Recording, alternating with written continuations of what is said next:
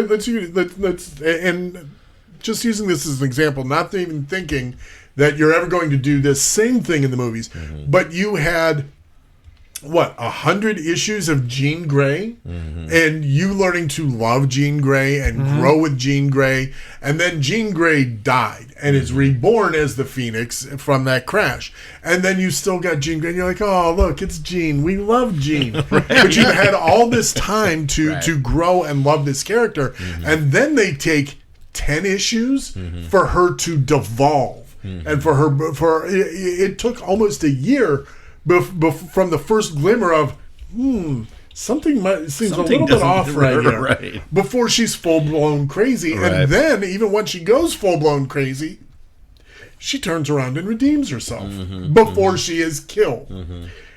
And so you had this 138 issue arc essentially, of development of a hero who you've grown to love, who transforms into something bad, who redeems themselves in the end. You took time. The movies are like, hi, this is Jean. Jean's dead. Jean's crazy. The end. Or the post-credit scene. Hey, Jean on drugs. Hey, this is Jean. We hint at something powerful at the end of the movie, and then we just no. The most latest reason in the next one. Right. You know this show that you really loved on HBO?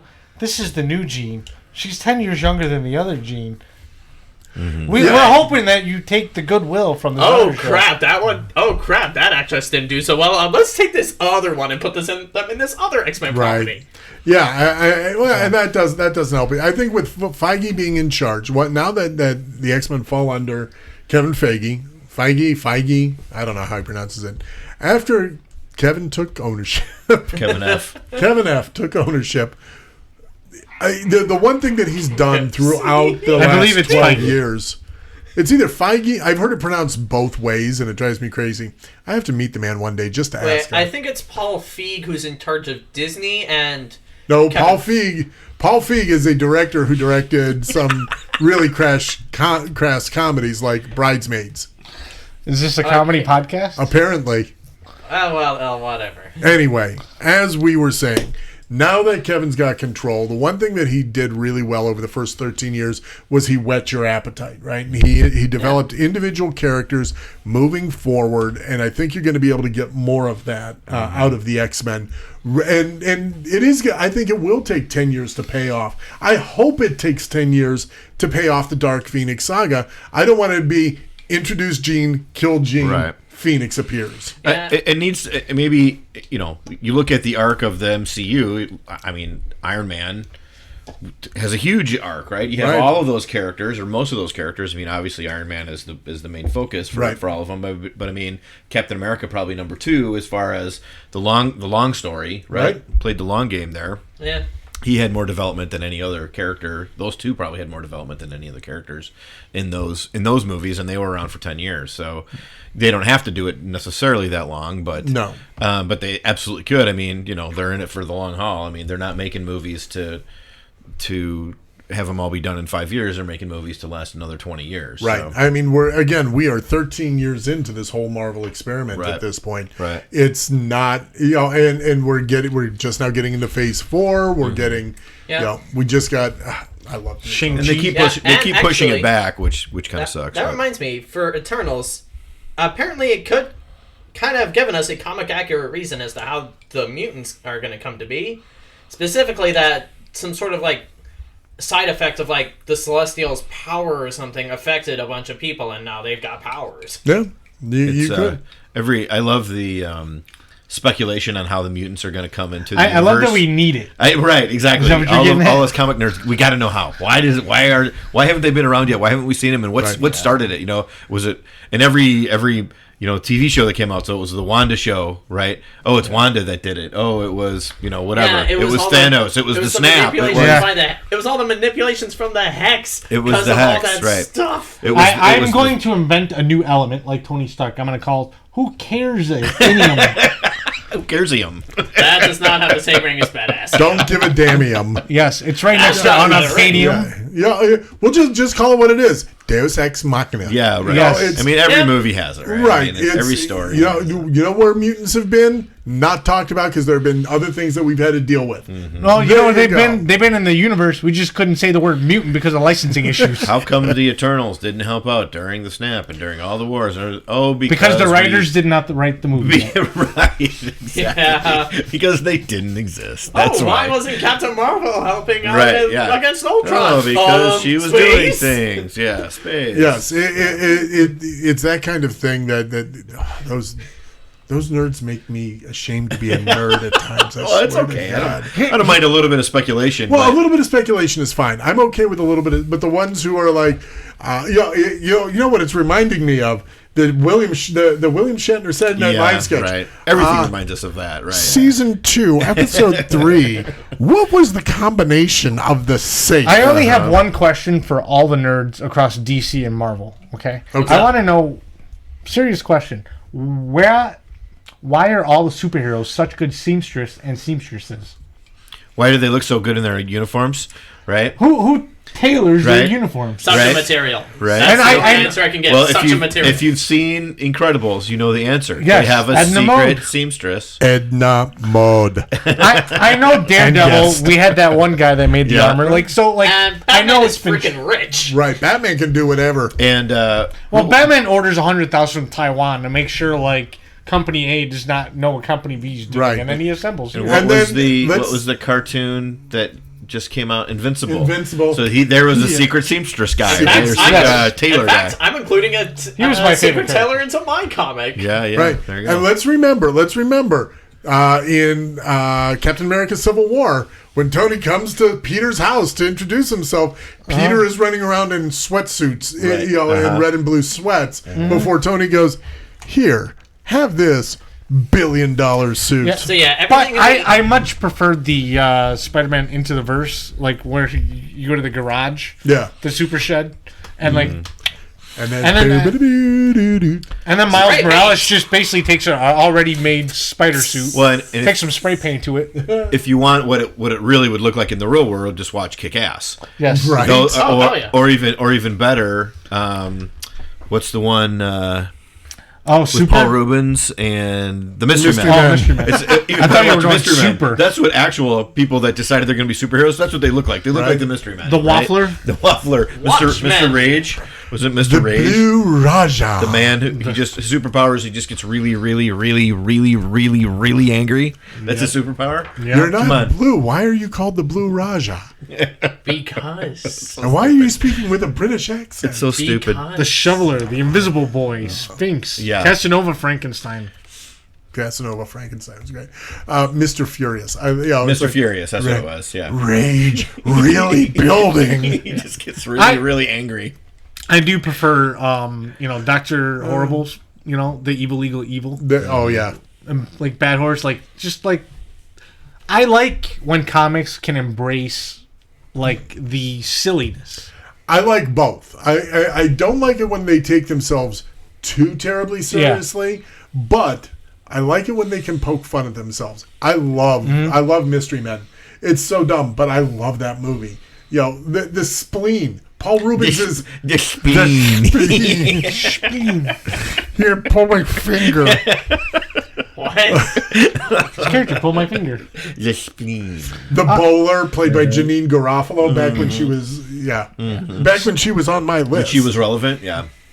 Anyway, but speaking of spoofs and cartoons and things like that, we talked about the Incredibles. Didn't this Twitch stream kind of come from the Incredibles? yeah. You got me monologuing. You caught me monologuing. Yes, right. Sly Dog. And it's 100%. It's 100% Pasquale.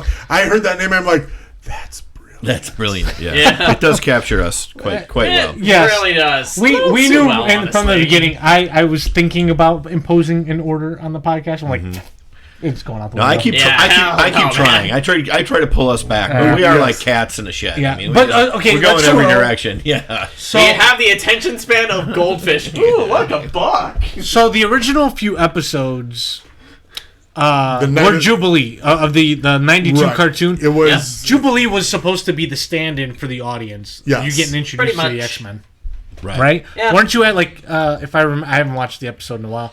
She was at a mall or something like that with her Yeah. friends, and then and the Sentinels the attack. Sentinels. Yeah.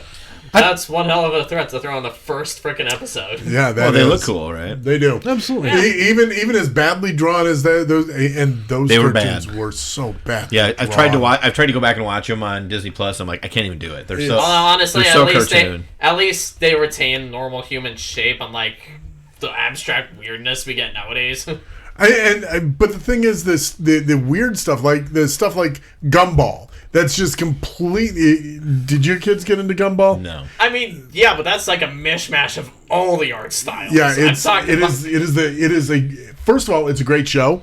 Second of all, it's somebody's acid trip. Gotcha. Because the main characters are an anthropomorphized blue cat, fish, which is his brother, which is a fish with legs. I mean, it's named Darwin. It's like watching all those goofy Adult Swim shows that they came up with after a while. Yes, Aqua Teen Hunger Force and stuff like that. I could never get into that Meatwad stuff. and all that. It's just shit. too goofy. Like I can't watch that stuff. They even throw in characters in the art style of the X-Men show at one point, so they're like these preppy teens from another school. Yeah. I could never get into that stuff. It's too silly for me. Yes, too silly. I declare, too silly. Too silly. Would anyone like to know how I got into X-Men? Since nobody bothered to ask me. Yes, we would. Jeez Louise, it is herding cats. You four guys. Again, us four attention people. spans of goldfish. Bunch of cats running around. All right, Joey, zip it. So I got back in the 80s. I had a friend. I was not a comic guy at all. Right. I would watch cartoons, but I'm pretty sure this was before the X-Men cartoon came on. But I had a friend that was kind of an Anglophile, and he liked Excalibur, and he had some Excalibur comics. The team, the X-Men team, yes. Excalibur. Yes. Captain Britain was his favorite guy. He's the only Excalibur character I remember. I don't know who the other ones even were, but Kitty Pryde and I do. Yeah, my Kitty favorite Pryde, was on there was Nightcrawler. Nightcrawler, because he liked Lockheed and stuff like that. So that was like, oh, this is kind of cool. Like, I didn't know anything about X-Men. I'm sure I knew that they existed, but I was like, comics. I'm not a comic guy. Right. And he had them, and so I would read his when I'd go over. We're teenagers, and we'd go over and hang out in his bedroom on a Saturday afternoon and watch Land of Floor and play D&D and read comic books and played BattleTech, right? And that's what we did. Yep. And so that's how I got introduced to that. So then I decided to check out the X-Men comics, and then, of course, the TV show came on, and so I was watching that. And right. Of course, everybody loves Wolverine, and he was super cool because he had cool claws, and so I got into Wolverine, and so I started collecting Wolverine and started collecting X-Men, and then got into comics kind of from there. And I'm not anywhere near as, a comic guy as anybody else was. I pretty much only collected... Hold on, Dad, are we still streaming? Yeah. Oh, that's weird. It said the broadcast I'm watching just ended. I'm sure it's... Technical difficulties. Hey, I just had to reload. You just refreshed. We're okay, good. That's fine. Thank you, Joey. Hey, I was freaking out for a second. Anyway, that's how I got into it, and then I just pretty much collected X-Men and the Wolverine stuff. Did through the actually 90s, go like everybody. into the comic book store and grab issue by issue, or did you do a pull list? I started going into comic books. Well, no. You were literally talking as you were. Put your hands right here. And couldn't. Yeah. So it was a secret question. Oh, is that what it was? There was not really a good comic book store in town. There was a comic book store in Ottawa, Illinois. Oh, I know the town very well. So there was one kind of newish comic book store right at the end of my high school career. Okay. And but other than that, it was whenever we would drive up to Joliet, usually with my brother, and we'd go to leisure hours because they were a comic book store.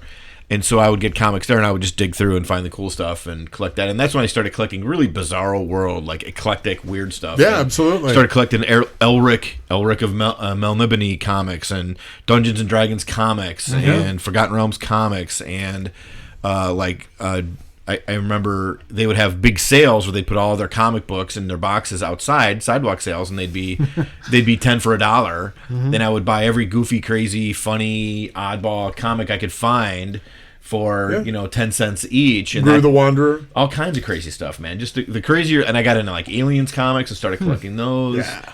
And that's when I kind of really got into it. And I didn't really get into it much beyond that, but that was how I got into X-Men and became a big fan of X-Men. Yeah. Speaking of Alien, real quick, one little quick segue. Yeah. Alien 3, the unproduced screenplay by William Gibson, is now a book. Interesting. Interesting. I plan on reading it eventually. I do have a question for everyone. Joey. Who's your favorite mutant?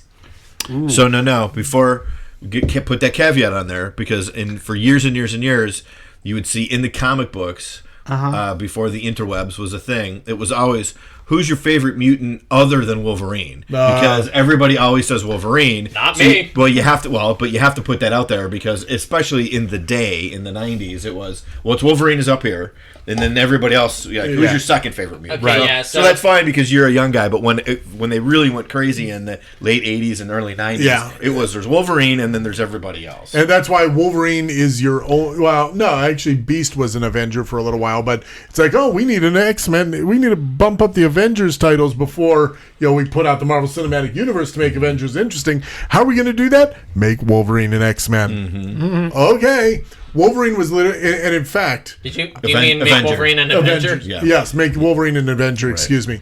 I will answer your question with my very first trip to a Comic-Con was in 1988. Mark Silvestri had just taken over drawing the X-Men at this point in time. Real young, fresh kid. I went to meet him because I loved his run on the X-Men, and I actually bought a sketch from him 20 years ago, which you'd never get him to do for you now because, he's an Image Comics founder and all of that. But me and my friend, I was 16. I've apologized to him in person because I swear to God I felt like I was fucking stalking the man the whole weekend because we go up, we meet him, hey, shake hands. Yeah, I had him sign one comic because that's all I wanted to bring with me, and I asked him, and I got $40 for a sketch in 1988, and it was waist up of two characters, and it was only $40, and I kept coming back and like, hey, how's my schedule? Well, I'll get to it. So I'm just hanging around, and I'm just watching. He knows he's going to bust it out in about 10 minutes when he has time. Right. And I'm just hanging around. I'm literally hanging over his shoulder watching him draw because I'm fascinated by this man. And then the worst of it, me and my buddy, let's go get something to eat. We'll go to the restaurant. They sit us right behind him and his parents. Oh my God. And I'm like, we walked over and I'm like, dude, I swear I'm not stalking you. I am so I was 16-year-old me. Right. I'm like, I know I've been a pain with you at your table, but I didn't ask to sit next to you. I didn't ask to sit next to you. I promise. I promise. But I got a sketch of Wolverine and Longshot back to back. Longshot. It's so funny you say that. Longshot again? So Longshot is a mutant from Mojo World, and Mojo runs Mojo World is basically a giant television studio, and everything he does there is meant to entertain. And Longshot was a slave, and he was a mutant. Oh. He escapes Mojo World. Yeah. He escapes Mojo World, and he becomes an X-Men. His mutant power is luck. Domino ripped off Longshot's power because Longshot and Cable, because Longshot, when he'd get lucky, his eye would light up, and then all of a sudden they split him into Domino and Cable. There you go. And he had the image was exactly. Domino's power and Cable's image. Image. He had these little blades that he would take, and he'd be able to he could fling these blades very much like Gambit, but he had metal blades. He would fling. And with his luck, he could find that perfect spot to hit the blade. Kind of like another Daredevil villain we know? Kind of like that. Kind of like that, yeah. But it was his mutant power, his luck. But the thing that I loved about him is he's got this very innocent, childlike quality to him. Right. Yeah. He's very innocent, very naive. And then my next favorite one is going to be Kurt Wagner. I love me some Nightcrawler. Yeah, he's cool. I think it's funny that you brought up Longshot because my friend Ian Butterfield, I'll name him. He got me into X-Men because of Excalibur, but his favorite comic was Longshot. Yeah, that was his absolute favorite. And so I knew about Longshot before I knew about any of these other guys that I then got into after I started reading the X-Men. So I thought it was kind of funny. I'm like, hey, wait a minute, I know I've seen this before, and I really did I didn't collect any of the Longshot comics, but I really liked them. I thought that was a cool idea, and I loved the idea of Mojo World and all the imagery and the whole kind of idea of this weird media, almost like it was kind of foretelling, right? It was kind of futuristic, to hey, you don't know, we're already there, bro. Yeah, we're there now. Wow. Nobody knew it, right? Yeah. I've got the miniseries over there, but the books are delicate and they're all autographed, and I'm not going to let you touch them. No. I'll find it on the Marvel app and let you read it. I love me some Longshot. I love me some Nightcrawler. Yeah. What about your favorite? It's really hard for me to say. Like, I liked, other than Wolverine, because of course Wolverine was by far my favorite, right? Just because the backstory was so good. I really kind of liked the villains. Like, I loved Juggernaut, and I Omega Red is still to this day my favorite bad guy. Really? Oh my god, just so cool. Colossus was probably my second favorite, like, actual X-Men. And I did that. Soviet I don't Russia. know. I don't know what works you. Right. I mean, but I just thought he was. I'm always a sucker for the good guy, right? Sure. So obviously Wolverine is a troubled. He's a good soul, but he's troubled and has got this weird past. And depending on what version you're reading, he's done some very questionable things, right? And and killed a lot of people. And so, but Colossus to me was always kind of almost literally the knight in shining armor. Yes. And I've always been a sucker for the good guy, right? I'm a rebel. I'm not an imperial, right? So I want to be the paladin and the cleric when I play D&D. I'm almost never the thief, the rogue, the assassin kind of guy. So I think he was so kind of iconic in his giant, adamantium skin, and so like I say, literally the bright shining knight in armor. I loved him so much. I'm really with you because when I play D&D, I have I tend to skew very much towards the good characters. It's like, okay, if I'm a thief, I'm a Robin Hood type thief. I'm not, but I don't skew anything worse than true neutral. You'll never usually, get me to play. And usually it's like, I'll be chaotic good. Occasionally, which just means you're kind of a wild child or a loose cannon, as opposed to a bad guy, or exactly you're going to hurt somebody on purpose or any kind of thing like that. Joey, I posed the question. I want to save myself for last. Pasquale. I would probably have to go Hank Beast. Nice. I wish we got more Kelsey Grammer Beast. Yeah, right. That was my favorite version. He was one of only two good things to come out of X3. What was the other good thing to come out of X3? Yeah, honestly, what was the other good thing? Honestly, the action scenes, I kind of like those the best out of the trilogy. Like, I kind of purged it out of my brain. I used Bleach. Okay. Which one? X3 was the one where That's the first attempt at Dark Phoenix. Was that the bridge that he moved the whole bridge? Yes, Alcatraz, and then they have the big battle and stuff. Like, I thought that was fun. Yeah, but bitch. Yeah, exactly. It was an awesome, awful Juggernaut. Yes. Yeah. But I like what they did with him, but it was awful. Yeah. I ignored that bit and just focused on everything else. Like, we got to see everyone kicking ass and like using their powers in different creative ways. It's impressive. And why does everybody have to fuck with Angel? Right. I mean, poor guy. Right? It's like the first one, he's barely there. First class, they made him a woman and a villain, and now he's just a villain, and he dies. Yeah, exactly. He had a very kind of. That's kind of what he was in the comics too, because he kind of went back and forth, especially when he went from Feather Wings to Razor Wings. But here's the thing: up until Razor Wings, and the only reason he ended up with Razor Wings is because he died. Right, and he was resurrected by Apocalypse. Up until that point, he was a good guy who wanted to be a mutant, who wasn't ashamed of his powers. And it's like every time it's like, oh, Daddy doesn't like my wings. I don't like my wings either. I'm like, dude, stop whining. Stop it. I'm going to cut off my wings. I'm going to have to be you. But I mean, that was kind of the point, right? Is that you can. But why? Fighting against being the person people want you to be versus who you really are. Right.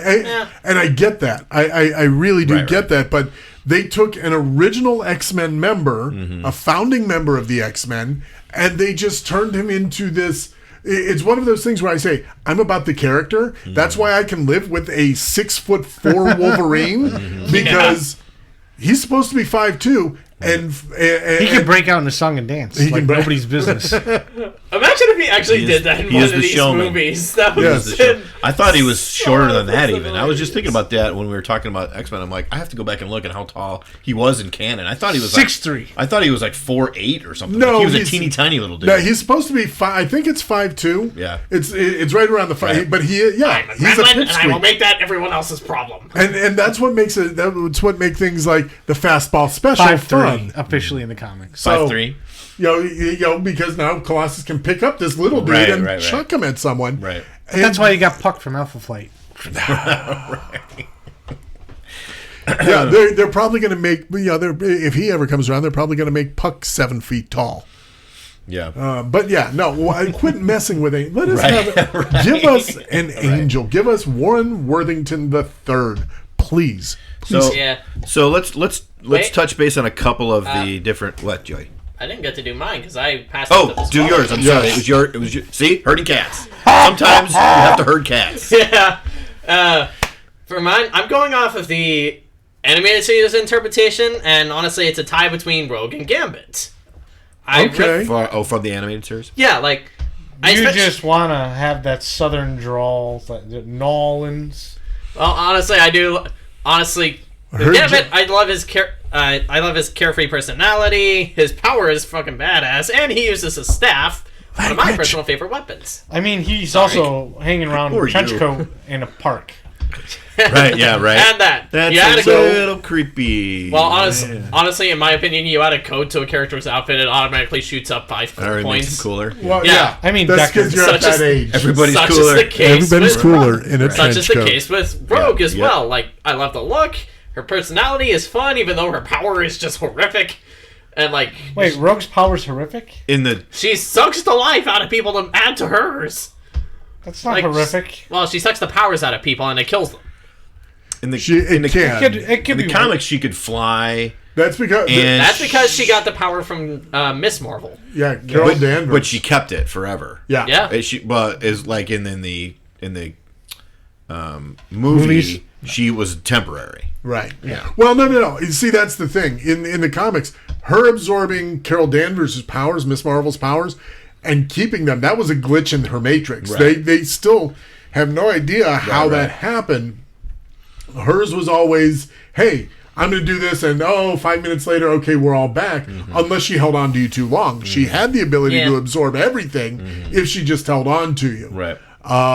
Just like in the movie. It just happened that at one point, she fights Miss Marvel, she absorbs her power, and all of a sudden it's like, I think it's because... Whoops, it's permanent. I think it's because Miss Marvel wasn't a mutant and got her powers from like a different source.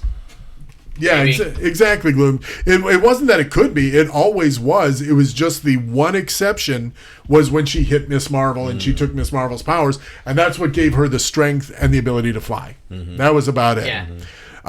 Okay, so you were going to pose a question. I was just going to say, so part of the problem with the X-Men is that you have to divide them into the categories of what media form you're watching, right? Obviously, you've got comics as the oldest and the original, and then you've got the cartoon kind of has its own thing, which is pretty close to the comics, but it kind of has its own thing. Right. And then you've got the first set of 3 movies. Then you've got the Wolverine movies, and then you've got the second set, the kind of quasi reboot of the movies, right? The pre-boots. Yeah, that's a good way to put it. And, Das Boots. What? So it's so hard to talk about the X-Men. We're just all kind of all over the place anyway because. There's so many different types of media, and even within the same media, there's different canon. And different things. And the thing is, X-Men, in the 90s, let's start in the 80s when it really started to build. Chris Claremont had an amazing 17-year run writing the X-Men. Because they've been around for decades. Right. Even at that point, right? They came out in the 60s. Came out in the 60s. Yeah. I want to... Spider-Man I was trying to remember how early it was. I want to say it was mid-60s, maybe 64, 65, sounds about right. I watched the Claremont documentary, but it was a while ago. Right. I have to go back and watch. I should have watched it again before we started tonight. But you spun off. Your first spin-off from the X-Men was the New Mutants. Mm-hmm. They were the next class. They were meant to be let's be... This is how troubling it can be talking about the X-Men. Right. Because you've got the original class of X-Men, but we'll talk a little comic history here. The original X-Men went about 60 issues with the original run, and then the comics were selling very, very poorly to the point where they spent 3 years not writing any new stories, and you had 30 issues where they were just reprinting the old stories from the original team. It wasn't until X-Men number 94, Giant Size X-Men 1, X-Men 94, that they brought some new blood. And this is where they introduce Wolverine, Storm, Warpath, not Warpath, who was the original? He dies in those first couple of issues. Sunfire, Storm. This is where they introduced the next batch, and then you fast forward another 10 years later, and Claremont reboots again with the New Mutants, which was where you get Rain and you get Cannonball, you get Sunspot, Magic. You get all these great characters, and Magic's one of my favorite characters in the MCU. She's the younger sister of Colossus. She's Russian. The MCU? The Marvel Universe, and you're gonna see her in the MCU eventually because she's too badass not. We to kind of include. did. She was in the movie. In the new movie, yeah. right? The new Mutants Which was garbage, movie. but anyway, so disappointing. so disappointing. I didn't even see it, and I know it's Oh disappointing. god, it was so disappointing. Well, watch it one time. I mean, and the thing is, I'm not going to sit here and go, "It's an awful movie." It's a disappointing movie more than anything because it was billed as this big horror movie, and it was nothing like that. right? It was like watching the kitty show with Jack Black. What was that stupid? The Goosebumps. It's like watching. It was like watching a Goosebumps on TV. It was awful. Right. Well, Anyway, I'm sure there was a cut that was actually good. You were somewhere. monologuing. Please continue. I was enjoying. No, it's okay. I was enjoying your history. I just had to butt in there. That's fine. But the 80s saw this huge boom in Marvel Comics due mostly to Wolverine and the X-Men. Right. They drove the sales. This is why I said when you started the MCU, you had D-list character Iron Man. Iron Man was really a bottom-of-the-barrel character. Yeah. Even Captain America, he'd have a few ups, but he was a mid-tier. Everything at the top was Wolverine, X-Men. Here's what happens in the late 80s and early 90s. You go from the Uncanny X-Men to Jim Lee. Oh, well, then you get the New Mutants. Then you get Excalibur. Oh, and then they want to bring back the original X-Men, so they bring in X Factor. Oh, now you've got 4 mutant books, and this is when I was reading. Plus, let's give Wolverine a limited series, but we're going to call him, or his own series, we're going to call him Patch. We're going to put him in a black costume, and he's going to be working in some weird island called Madripoor. Okay, so those are the 5 mutant books. Oh, now we're going to go, we need another X-Men book, so now Jim Lee is going to go ahead and pencil the new X-Men that starts at number 1, while the regular series is somewhere around 206 or 360. Oh, now you've got X-Men, X Factor, New Mutants, Uncanny X-Men, Wolverine. Oh, now let's go ahead and give us X-Force. Oh, and Excalibur. I loved X-Force, man. I loved X-Force Really? so much. Oh, yeah. I see. I am not a Liefeld fan at all. Yeah, I was totally Please all tell me in, this man. was around when they introduced Deadpool. So that happened in New Mutants number 96. Yep. Oh, yeah. Cable and Deadpool were both And introduced. because, like we talked about before, I loved the new look of the comics. Right. I didn't get into the old school comics. I didn't like the old school Deadpool or Daredevil. The classic comic look. I hated that. I felt like that was beneath me, like that was for babies, that was for kids. And this new art style was like, oh, this is art. Like, this is cool. This is like digital stuff, and it's kind of like advanced and new techniques. And so except that Rob Liefeld can't draw feet. And it didn't matter to me at the time, right? I know, you're right.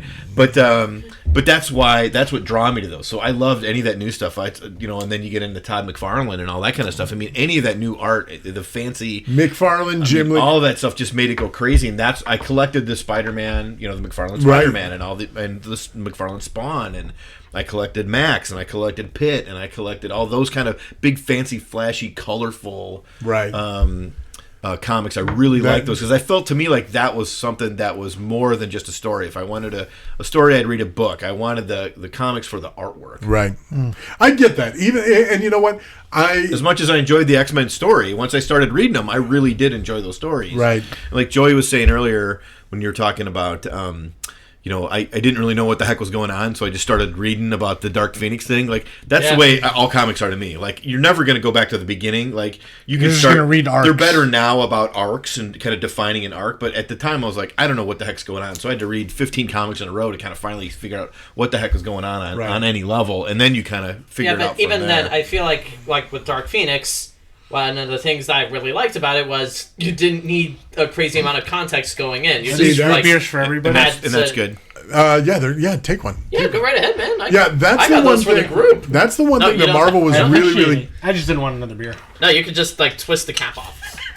Oh, Anyway, Tony, what were you saying while these guys talk about it's opening one of bottle? the things that comic books was really, really good at in the 70s and 80s when they would tell stories. They were more compact. They were when you had arcs, they were 2, 3. You might get a 6-issue, unless it was some sort of maxi series like Secret Wars. But the thing is, Stan Lee had a philosophy of every comic is somebody's first. Right. So you can't tie them down to having had read, 20 years of standalone episode long form arc. Right. But the characters were able to grow and change, but you didn't have to know everything because that's why they had so many word balloons and thought balloons. And you even back in the 80s, 70s and 80s especially, you'd see Amazing Spider-Man 121 for more information about this. Stan the Man. They'd give you little editor's blurbs that would say even had those in the Phoenix thing. Because that's from that time frame. And at the beginning of every comic, it would be like, you'd have the little blurb at the top that said Peter Parker was once a regular, but also when that all changed, and with great power comes he's the Amazing Spider-Man. Right. So they gave you little blurbs. They gave you enough information that you could infer a lot. They don't do that anymore. Right. They really don't. I think that's why it's like we have a new writing team coming on. We're going to start with number 1 all over again. Right. Because while their history does inform them, you need to read most of these arcs to understand what the hell is going on throughout that arc. Yeah. And if we're going to keep talking about X-Men, so you had X-Men Gold, you had X-Men Blue. Well, you had... talking about Pokemon and then it exploded, right? It went crazy, and then that's when you started. The end. It was kind of the beginning of the end. Yeah. So the X-Men created it, and then they also it went so crazy that of course.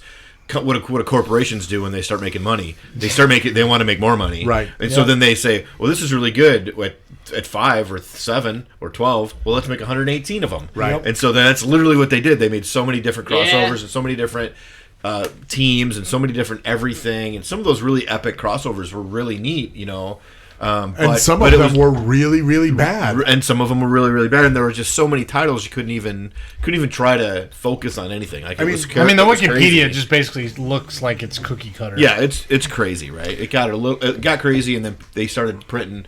You probably know the numbers, thousands and thousands and thousands of issues, and then that's completely devalued all of the comic books. There were so many titles and so many issues printed that they weren't worth anything anymore. And it wasn't just that there were so many printed; it's that at that same time you had people go. It's just like Star Wars action figures. Everybody who went, oh, you mean those old action figures would have been worth money if I kept them? Mm-hmm. Well, that means these new action figures are going to be worth money too, right? So we've kind of talked about that too. Yeah. How wrong that is. Right. So the 90s, they printed a ton. That's when you started getting every variant under the sun that had no real bearing on anything. We're gonna polybag it. Oh, X-Force #1 is the perfect freaking example of this because they polybagged it with 6 different trading cards that you didn't know which one you were gonna get. Oh wow! Oh, and the only way to really be sure was to wreck the bag, which wrecked the collector's value. This is why, when it comes to someone who doesn't collect but wants to read the arcs, digital is the way to go. So now that's a thing. Trade. I know a lot of people, even if you don't go. Well, trade also, yes. That was the other way I did it when it was print. Right, but I'm a grognard. I love the feel of having a floppy in my hand. I love the smell. No comment. It's exactly what it sounds like. Yes, I get it. It's a floppy disk. He's got a floppy in his hand every single day. Every day. Exactly. Sometimes they'll find a stiff one, and they're often not the 5 1/4 inch. They're usually the 3 1/2 inch. Yeah. Exactly. Okay. What? What's so funny? What I Nothing. miss? I don't know. No, but I still love. And the hard thing is, especially as my kids were coming up, I'm like, I want him to read this, but I don't want him to touch my comics. right. I want to share this, but I don't want to devalue it. These white gloves, the butler gloves. It's not even about that. What I'm afraid of is, oh, Dad, this comic looks Yeah, right. Really cool. Right. Let me fold this over. I'm going to lay it down on the table and spread it out really flat. Or your kid just got done eating a peanut butter and jelly sandwich. Exactly. Right. And you know what? I'm sure I did that with some comics. I know you did. The only comics I know I have that are still... The oldest comics I know I have that are still somewhat intact are the Malson and Dathomires. And even then, those are in rough shape. That's why adults give the kids the cheapy ones. Like, here you go. Here's your Archie comics. You can do whatever you want to do with these, right? Here. I got these at the state fair. You want to read some sad sack? Hey, I bought... Here's my legitimate grognard... Here's a grognard question for you guys. Collecting. Let's go back to baseball cards. Okay. Old school baseball cards with a pack of gum. That was actually still around a little bit when I was younger. Yeah.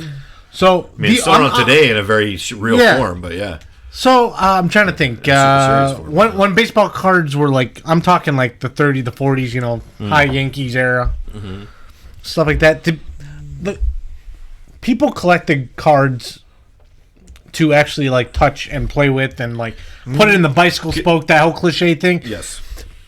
There weren't like notebooks and binders with like plastic. The reason some of those cards are valuable today is a combination of that player was really good and remember, in the Hall of Fame, in the combination with the rarity of the mint condition because so many people actually played with their cards. Right. Yeah. They had no intrinsic value when they were produced. Right. So that's what I'm trying to get at. Yeah. So the kids did literally put them in their bike spokes, and they were cool, and they would trade them.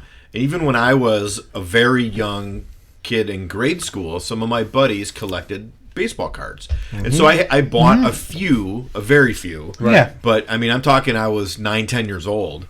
And, I was born in 71. So, you're talking about the very, very early 80s. Right. I didn't really care. I was not a sports kid at all, but my buddies were doing it. So I bought a very few of them. Because it was something that you participated with. Because we would trade them. We would go to school. Hey, what did you buy? Oh, I went to the bookstore and I bought... 2 packs of cards. What'd you get? Oh, I got this guy and I got this guy. Like, okay, I'm just trying to collect this one team. Right. So I would trade all of my cards for anybody that you had in that one team. Right. And they had no intrinsic value. The White Sox. Well, it wasn't. It wasn't back then. But really? Well, everybody. No, I didn't get to the White Sox till 1990. But you guys get where I'm trying to get at. Yeah, right? I do. And that's why they're more valuable now because they had no intrinsic value. So when they started creating them, and I think to finish your point, when they started creating them. And with the idea that they're designed to have intrinsic value, correct, that simultaneously gave them value and destroyed the comic or destroyed the value. Right, and both at the same it was time. all the 90s.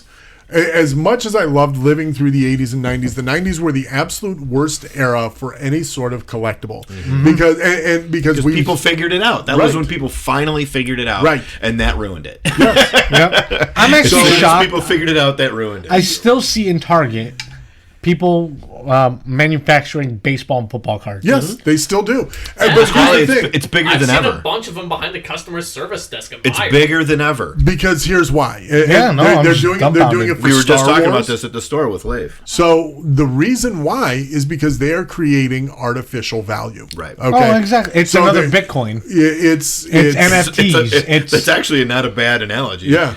Because what they're doing, and let's use something that we both understand: Star Wars cards. Yeah, Topps trading cards. They put out they had an app for a while. They put out 4 or 5 sets every year, and what they do is like, because when I collected, they had a little checklist. Sorry, go ahead. Say bye. So when I collected mine in the 70s and 80s, it was, hey. Here are all the cards. You need to get these 80 cards and these 10 stickers, and that's your set. Well, what they're doing now, it's like, well, here is your 110 card base set. And for there will be 100 of each card in black. There will be 50 of each card in red. Yeah. It's the same card. It's the same card, but they changed the board. I played the digital thing, and it was getting stupid because you're not changing the art. No. Right. You're basically marrying variants, like comics. Well, and on top of that, they're now putting autographs, one per so many packs. A digital autograph. Well, I'm not even talking digital. I'm talking the real cards. The real ones, okay. Okay, so, and yes, they're doing it digitally too, but the thing is, you don't have to spend any money digital if you don't want to. And they're doing it to actually make the print and the digitals. So go on, with the collecting one. But there are other things like someone pulled, there is one 6 auto card with Mark Hamill, Harrison Ford, Peter Mayhew, Carrie Fisher, Anthony Daniels, and James Earl Jones, all on a single double-sided card. Okay. But there's only one. When you pull that, you're sending your kid to college because someone's going to pay you. I mean, it's the golden. It's the Willy Wonka golden ticket. That's exactly what it is. But they're doing the same thing because I got into a couple of card trading groups for Star Wars. Because I'm trying to complete still my Topps collection from the 70s and 80s. Yeah. All I need are some stickers, and I'm trying to upgrade some quality on some of my cards. But I'm finding out more and more the same thing is happening in the football, the baseball, the hockey, the basketball, all of that. So, yes, you have your standard base card, your base set of 200 crap-ass players. If you happen to find your Aaron Rodgers or your Tom Brady's, those are worth a little bit more, but not a hell of a lot. Oh, but if you find the Tom Brady autograph, of which only 5 exist, all of a sudden you've hit the jackpot. It's literally the lottery, right? Right. At that point, yeah. And all of this started in the 90s because Upper Deck and Fleer They figured and out how Topps, to create scarcity, drive demand. They would create their cards, and then they'd have a foil embossed card or a plastic Do something card. special for it. And what killed me, because I'd go into Jewel, I used to bank at TCF Bank in the Jewels, right? I'd go in to deposit my paycheck before I had my direct deposit, and there would be a kid sitting at the baseball card spinner rack, pulling packs out and weighing them on a digital scale to try and find those. That was the 90s. Right. And ever since... I wish I learned that trick. Ever since then, and it's the same in comics, it's the same in action figures, it's the same in toys, it's the same in everything. Yep. They have figured out that we nerds, and we all, how many of us are completionists when it comes to the things that we love? You got to catch it all, right? Yep. Whether it's a Pokemon. Literally the slogan for Pokemon. Right. I know, but it's the truth. You got to get them all. HeroClix, that was my game for years, and it was a collectible game. And then they started introducing chases, and then super rares became less valuable, less common. And all of a sudden, it's like, holy crap! If for me to collect this entire set, I've got to spend $800. I'm not going to do that. I learned my lesson. I turned that quick, and that's when I'm like, wait, there are games that I just have to. I can buy whatever I want in order to play. Right. That's why I love Crisis Protocol. We were talking about sports cards in the store, and Leif knows a little bit more about it than I do, but one of our main distributors who we get all of our Magic cards from, Southern is they started out as a sports card distributor, and then they started branching out into games and things like that. Right when I picked them up back in 2003, and they were only a sports card thing, and they had just gotten into games and things. So then when we opened the second store 5 years ago, or the new store, I shouldn't say second store. They're heavy into games, right? Big one of the big 3 game distributors. They got a Magic, they're doing all this stuff.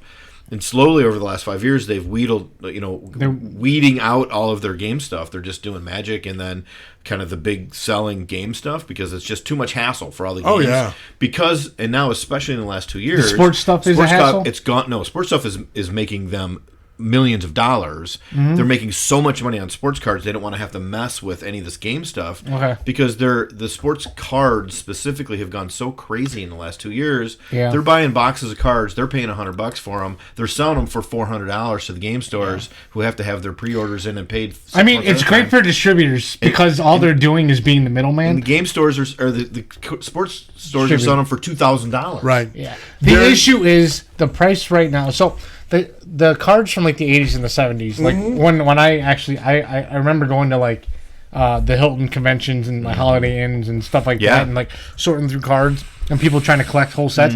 I had a Desert Storm card set. Like I had no clue. I used to collect all kinds of different crazy card sets. Yeah. So those cards were like they were meant to just put on your shelf. Yeah. You don't open them. Like it's the complete set, or you got one of those cardboard things and you completed the set. You'd write marker and put on the side, and you don't touch. So, like, I feel like those would appreciate in value over the years as you don't touch it and they become more scarce. I feel like now it's artificially. It's like the stock, right? It's like it's buy low, sell high. But like right now, like everything's frenzied right now, which is great. Yeah, if you miss that window, in 5 years they're going to be $300 instead of $10,000. Yeah, right. what is a 2010 football set gonna be worth 30 years from now? Right. All right. It's not necessarily going to. So I guess going back to your comics and stuff like that. So I'm going to give you a real world example. Okay.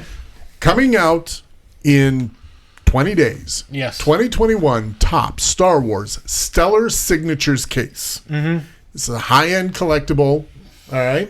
I'm going to read you the description. Okay. Each new collectible case of this limited set features 36 on-card autographs, 3 dual autographs, 1 quad autograph, 1 oversized sketch card, and a complete sketch card reproduction set featuring the most sought-after Star Wars talent on premium 48-point slabbed cards. What is this, a case? This is a case.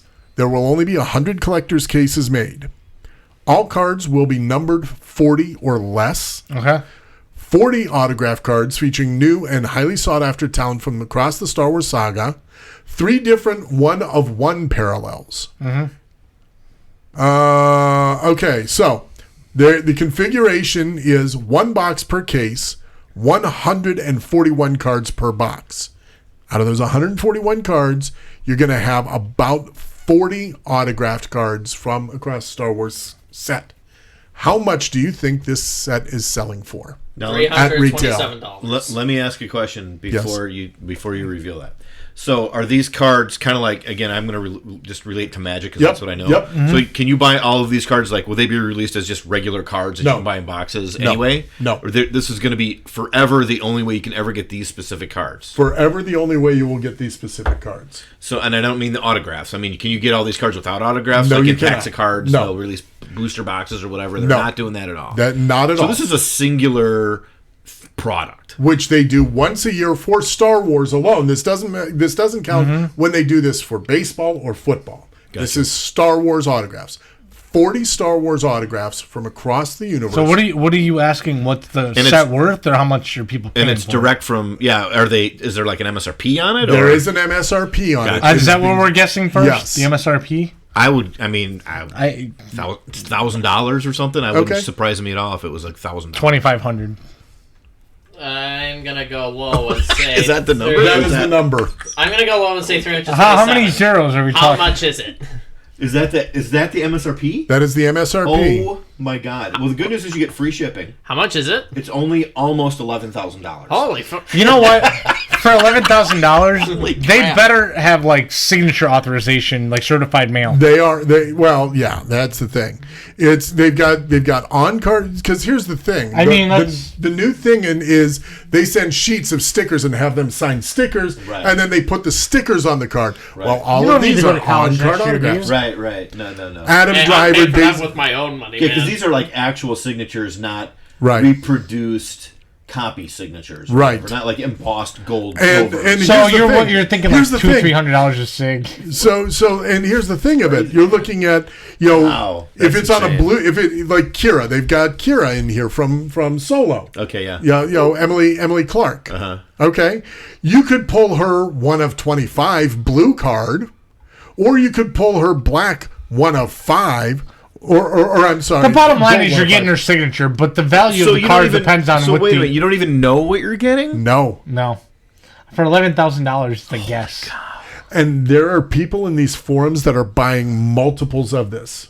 Well, you pretty much have to buy. If you're going to do it, it's like in for a penny, in for a pound. Like you have to buy multiples so you can get. I watched these people like selling singles out of this set. Yeah. Well, that's the point. To try and recuperate. And these people, these are the same people. I've become a grognard, Todd. Well, there are certainly people who collect it because they want to collect it. Of course, of course, that exists. So okay, here. Let's go with another one of my favorite premiums: the Star Wars Masterwork Hobby 8-box case. So.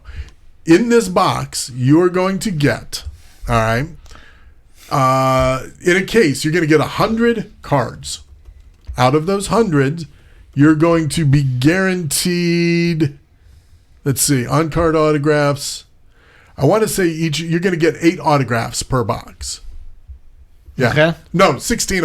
It's 16 autographs, total of 32 hits, which can be autographs or sketches. Okay. All right. Let's see. Prices. I can't even. $4,000. I don't even know like if that's good or not. $2,500 for 100 cards. Most of which are they're premium format cards. They're on thicker paper.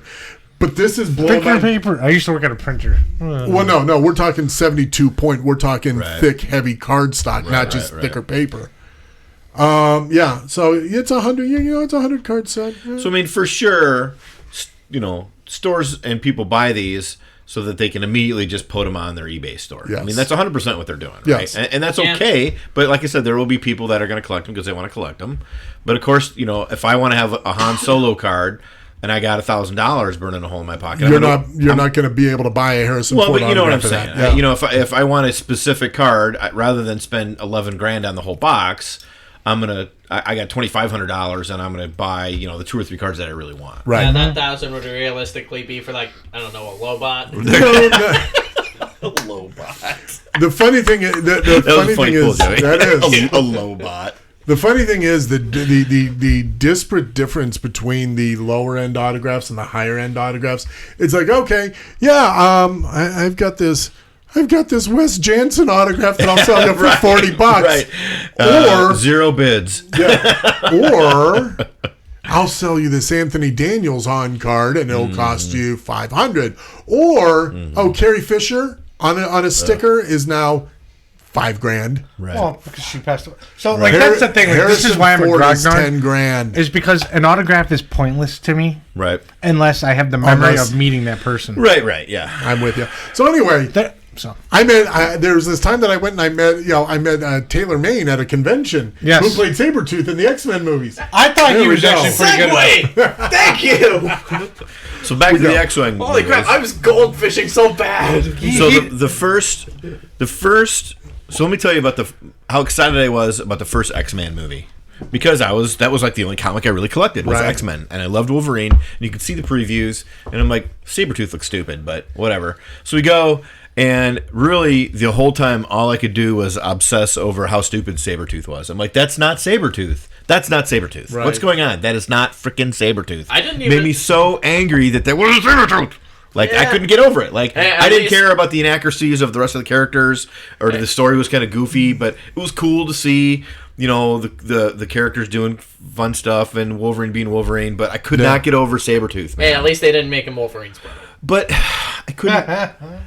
Stop it! I will not stop bashing that movie. I cannot. But he wasn't his real brother. It made me crazy. Brothers. And so then when they did the one with Liev Schreiber as Victor Creed, as Sabretooth, I'm like, okay. Even then, I could, of course, not accurate to the comic, but still better, right? Like much way better, right? Much better. Liev Schreiber, great actor, right? He did what he could with that script, but he's a great actor. So made some hilarious cameos on SNL. He's done lots of good stuff. The amazing thing about that movie, okay, I actually really was enjoying. Okay, I enjoyed it. I was excited to see it. I really liked most of it, and as I watched it, I just couldn't get over Sabretooth. Right. The thing is with X-Men Origins Wolverine, right? There was some terrible CGI throughout that. The claws they not did lining intrinsically up. change the way his claws work, of course, yes. But other than I didn't like the way they handled Blob throughout. They didn't really handle it at all. They just said, here's a fat guy in a boxing exactly, man. Yeah. But beyond that, I enjoyed the movie all the way up. Until Deadpool. No. Until they introduced Gambit. Oh. Yeah, that was a moment. Tyler Lautner Gambit. Right. In that moment, it's like, oh, we're going to have a pointless fight, and then he's going to go help you anyway. Right. And just so that we can jerk the fans off with show Gambit. Right. All of a sudden, I was angry. And it was a cameo. And then, no, that wasn't a cameo. A cameo would be like, hola, mon cher. I'll take you. I could take you there. Right. Wait, who played Gambit in that movie? We'll see you again later. We'll catch up again some other time or something. Something like that. And then he's gone, right? Wait, but no. Yeah. Holy. Yeah. And then you get to the end fight. Wow. You get the adamantium bullet. combined with the whole. And I wasn't even a Deadpool fan at that point. No. And then I took one look at what they did and like, what is that? Yeah. And I knew who Deadpool was, and I had read some of his books. And I wasn't a huge fan, but I thought he was super cool because I liked like Liefeld and I liked all that stuff. But, yeah. But I'm like, this was, but it was clear that was ridiculous. I mean, that particular movie was ridiculous. The way you are with games is how I am with comics. Right. The 90s, for me, I hate most everything that came out of the 90s as far as comics go. Right. Rob Liefeld. It ruined it for you, but for me, God bless you, Rob. That's what got me into it. I'm happy that you've made a living. Right. I don't come onto our podcast and we'll kiss your ass. No, it's there was a moment a couple of years ago. All right, I'm going to monologue for a second. Oh, no. There was a moment at a Comic-Con a couple of years ago that someone caught on video. They intentionally recorded it. It's Rob Liefeld sitting at his table at Wizard World Chicago. And he was Rob Liefeld, so he doesn't need to be an artist alley. He's going to buy himself just a table out in the middle of the floor. Sure. And someone walked by, and they dropped off on his table a copy of How to Draw Comics the Marvel Way. And he kind of looked at it. Actually. Right. I laughed, and I'm like, well, that's a dick move. I'm like, and I felt and hysterical. I felt I laughed and I felt bad for the guy. Same time, right? All in the same moment. Look, Rob, I don't dislike you as a person. I'm sure you're a wonderful guy. I hate your art. I follow him. That's okay on the Facebook and on the Twitter, and he actually he does a lot of funny stuff. He's good. Yeah, he recognizes. Yeah, he's very self-aware. He is very self-aware about that. But he'll also remind you that I created the highest-grossing comic of all time. What do you have done with your life, exactly motherfucker? Correct. Exactly. What comic was that? Somebody will remember him. Nobody will remember him. Right, exactly. I created Deadpool. No, you ripped off Deathstroke. That's what you did. Yeah. But you know what? The difference is, when I don't like an artist, I'll just be like, "Sup, move past, carry on." I don't need to let that artist know how much I absolutely loathe his work. No, you never do that. No. Oh no. Some people do. Well, maybe, I guess, but I don't because really. Are you trying to say that there are people that collect comics and that are in our world that are socially awkward and don't know how to interact with other people on a human level? Dude, is that what you're saying? Dude, that just is us. But no, a lot of the 90s, more than others. And I admit, as I've gotten older, that there's this bias. So Gambit, I never understood the appeal of Gambit. The wide. I'm like, he's an okay character. He's a Jean. He is the charming rogue. He's just kind of cool, right? He just has this. He exudes this kind of coolness. But the thing is that they created this character with the sunglasses and the trench coat 5 years too late. Right. They introduced him in the early '90s when he was really a mid '80s character. Right.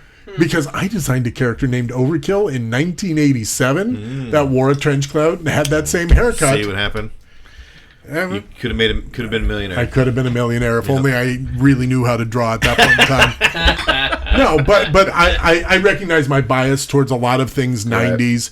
The 90s put such a bad taste in my mouth that even Deadpool, if it wasn't for that movie being as good as it was and Ryan Reynolds being as dedicated as he was to that role, I would not have a single Deadpool comic in there. Yeah. I've got a handful of Deadpool versus Spider-Man comics. That's it. Man, I love Deadpool.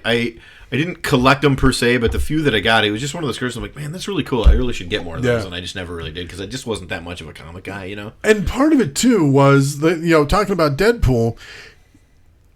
I appreciate it more after, like now. I appreciate now the older comics way more than I did then. Sure, but the character of Deadpool wasn't that interesting when it's like Rob Liefeld and Fabian Nicieza.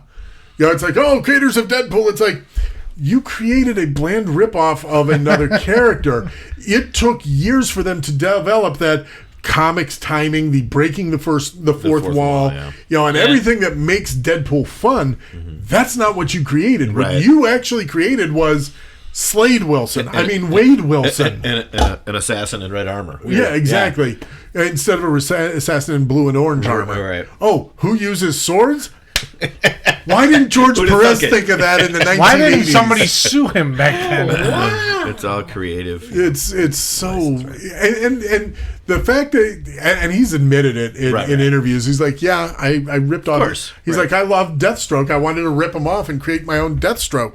And he couldn't have been more transparent when he named him Wade Wilson. Right, yeah. I'm like, come on. Was almost like, yeah. But I mean, honestly, that's kind of the most Deadpool thing ever. Yeah. Like he totally, this is my cousin. He knows that he's a ripoff of somebody else. Right. You know, the actual character Deadpool knows that he's a ripoff of another character in comics because he's the only comic book character that knows he's in a comic book. Right. Yep. He'll just break the fourth wall and be like, Right. He knows he's the only self-aware comic book character, as far as I know. I mean, there are other comics that have broken the fourth wall, kind of, or there are some that have done it, certainly, but Deadpool's the only one who knows that he's self-aware, right? Yeah. But so back to the movies, and we watching the very first one, and then 2 and 3, blah blah blah, and then the first one. Actually, I love X2. 2 is good because two is good. They gave us Alan Cumming as Nightcrawler, and he was so. Yeah, I think he had a little bit too much pathos because the thing that I've always loved about the character of Nightcrawler is he's the fuzzy elf, but he's a swashbuckler. Right. I mean, he is Errol Flynn with a tail is who he should be. And yes, just like Daredevil, he carries that Catholic guilt and that shame around with him, but he covers it up with humor and that charm. That was 18 freaking years ago. Which I don't think they did very well in the movie at all. But in the comic, they do it very well. He's a great character. Yes. He really is. And can we just give a shout out to one of the worst lines ever uttered in a movie? What happens and a shout out to Ray Park at the same time. What happens to a toad when they get hit by lightning? Oh, Hallie. The same thing that happens to everything else. Like and everybody in the theater just kind of went what? Bazinga? Like what? Is that supposed to be a real zinger? I actually remember first time I watched X-Men 2 You're yelling into the mic. First time I watched X-Men 2 and was actually paying attention to it was in my sophomore year of high school, I believe. My study hall class would sometimes we would watch movies. One of the movies we got, X2, and so when they got to that scene where they shot Wolverine in the face, I was, I'm sure some of them were like, "Oh wow," but I was just out loud. He'll be fine. He'll be fine. He will be. And they were all knows wait, how is he going to be fine? He just got shot in the head. So 2 and 3 were 2 was good, 3 was not, but whatever. It finished the story. 3, I feel, had interesting concepts with the mutant cure and stuff, but it's all that stuff with the Dark Phoenix just dragged it to hell. And it was trying to wrap up the kind of mutant story, right? So that was kind of the whole thing about the social awareness and the metaphor for social awareness and LGBTQ stuff and race relations. Yep. And, it tried to go. It went very Star Trek for that whole movie, right? And also very Star Trek for that whole movie. And the stuff with Bobby and the fire guy was bad. It was just too forced, right? It just felt like it was way too fast, way too much, all at the same time. And you can only put so many kind of movie, metaphor and tropes into one movie, right? And it just becomes a hot mess. And it's all so obvious that it's not impactful. And then you take that script and you hand it to Brett Ratner to direct. Yeah, but honestly, but with the script, there was one bit I like that's in particular that's been memed a bunch, where it's just is it true there's a cure for us? Says the girl who kills everything that they touch. No, we're perfect. There is no cure for us. Says the woman who can literally control the weather. Right. Yeah. Hey, good point of view there, right? Yeah.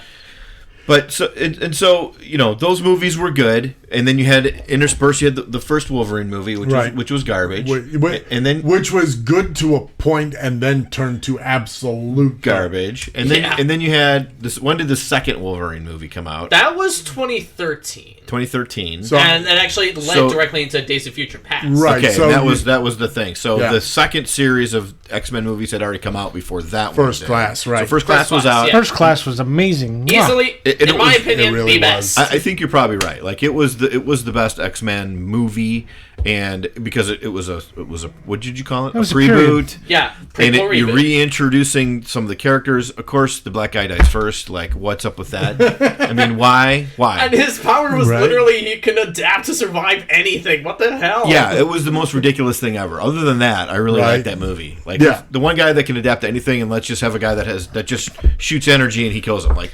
isn't that literally what he's made to be good against? He should have developed an iron stomach, right? Oh my god, it was so stupid.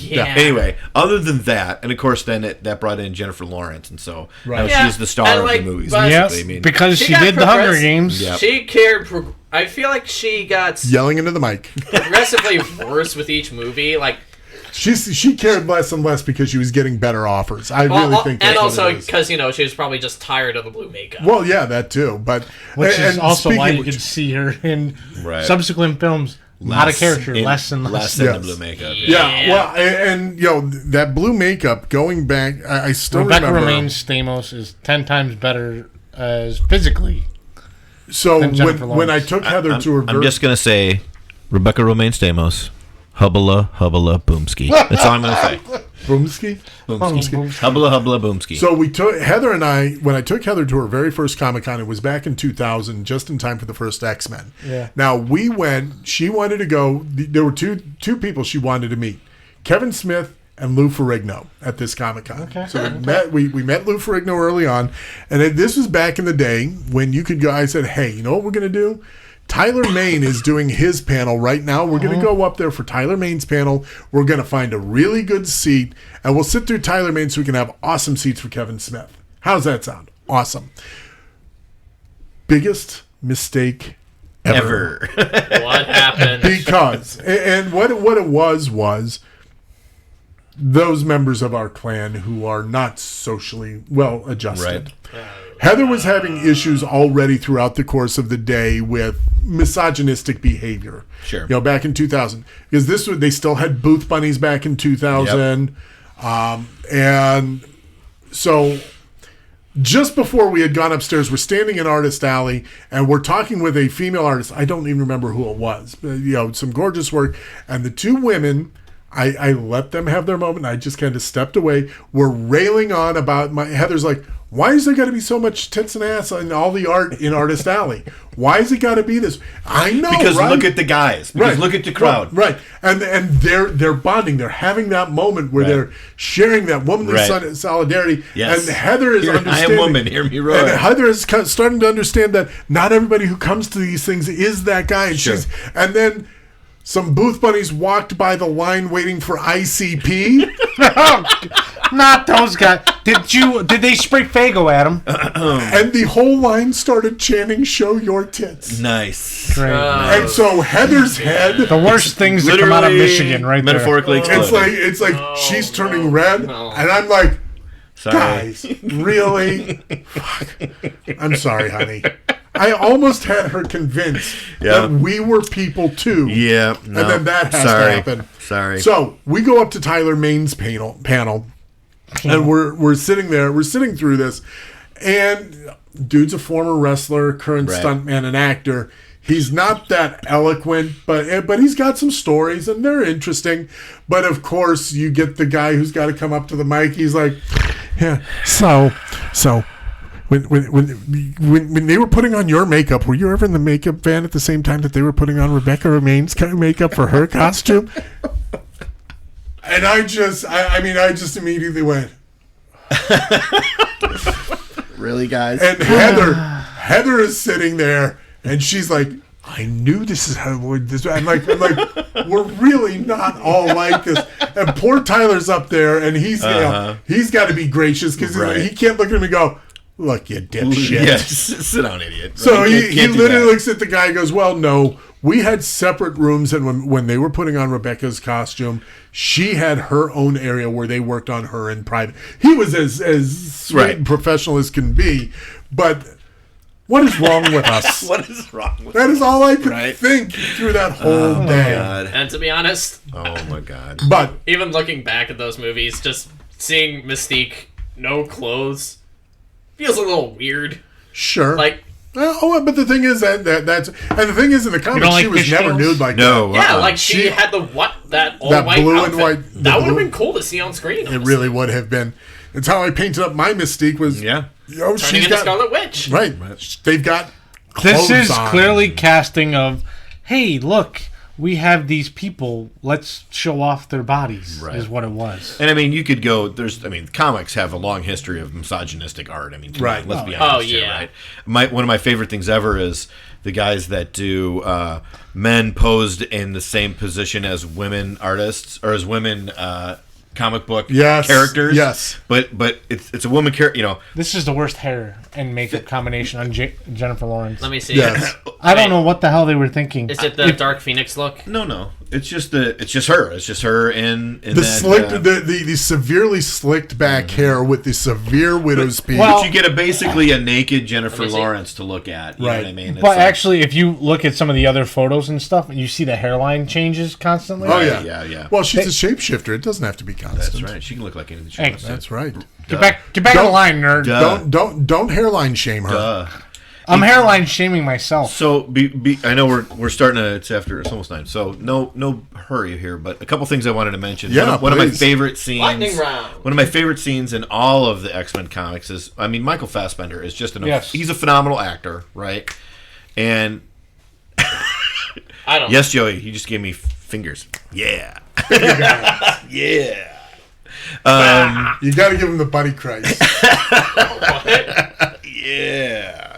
Okay. Is when he walks into the bar in Argentina. I'm assuming it's Oh, Argentina, Oh, right? Argentina. yeah, that's. I mean, that is it's just a great movie scene, Yeah. right? It's so well done, and it smacks so much of him in Inglourious Bastards as the German soldier who's obviously the British spy who walks into the German bar. I mean, it's basically the same. It has the same vibe, right? Blood and as honor. as the Which kid do you shed as first? the kids say, it has the same vibe, right? I Yeah. love those two scenes. But- They're both really so well written and so well acted.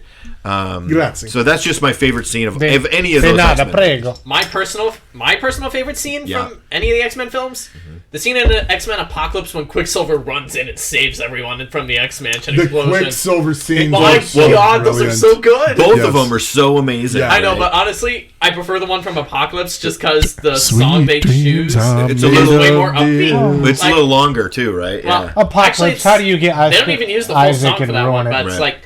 like the song's got more. What's the it's a bit song? more Name the upbeat. song. Sweet dreams are made of What was it? What, these. is it the same song from the first movie? No, No, in the first movie it was Time in the Bomb. Oh, Time in the Bottle. And that was a bit, because the first one was in the 70s and this is now right. in the 80s. Yep. yeah.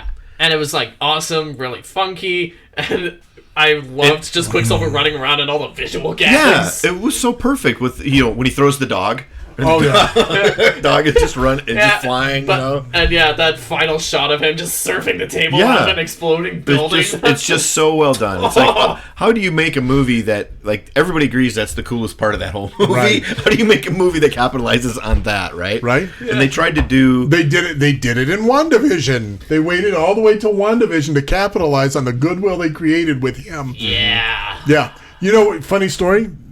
Can you name the movie? There have been 2 Quicksilvers. Can you name the one movie that they were both in? Yes. I can. Kick-Ass. There you go. They were best friends in Kick-Ass, right? That's it. So you know what the big major difference between Hawkeye and Captain America is? Oh, No, yeah. don't Here comes you the- dare! here comes the Don't joke. you dare! Now I want to know. Captain America has a shield made of vibranium. Hawkeye has a shield made of quicksilver. Why? Why? Why is it that he can't outrun a bullet, but every other speed, Here's the right? thing. Quicksilver in the original He script, didn't know. I guess, for the movie. Know it was coming. I guess is the No, idea, in the original right? script of the movie, Quicksilver was supposed to survive. Right. Yeah, and honestly, I wish he did. He had so much personality in that movie, and I Well, wanted to see more of the him. character is so interesting to keep him alive. But granted, because they.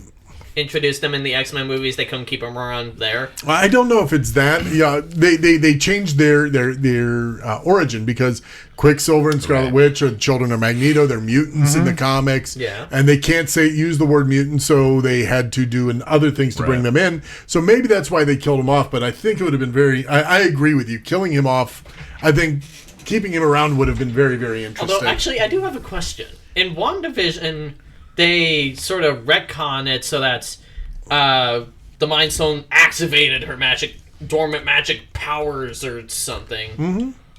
How did they explain Quicksilver's super speed then?